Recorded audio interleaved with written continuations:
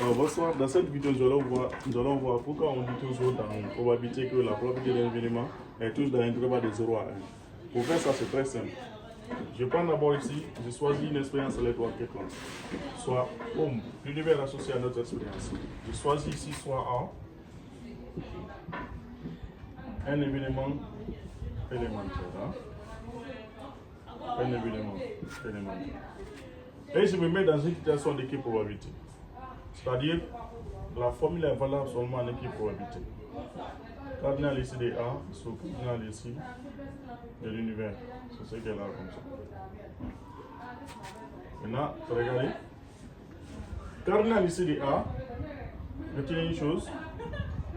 C'est-à-dire, le nombre d'éléments ici de A est inférieur ou égal à cardinal ici de l'univers.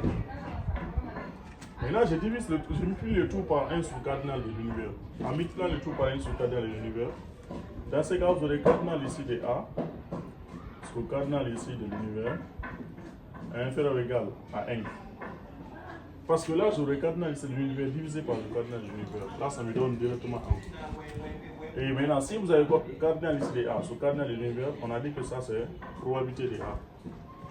Dans ce cas, vous aurez de A inférieur ou égal à 1. Regardez ça. Retenez encore une autre chose.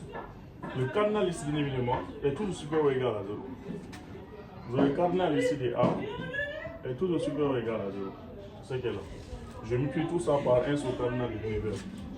Dans ce cas, vous aurez le cardinal ici de A sur le cardinal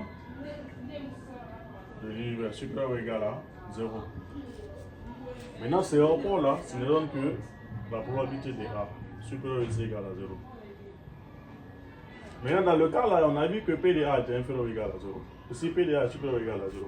Quand on combine les deux, on aura directement 0 inférieur ou égal à P de A, inférieur ou égal à P de A. 0 inférieur ou égal à P de A, inférieur ou égal à 1. Voici comment on démontre en quelque sorte la probabilité de l'événement qui est toujours dans l'intervalle de 0 à 1. Voici comment on démontre. Merci.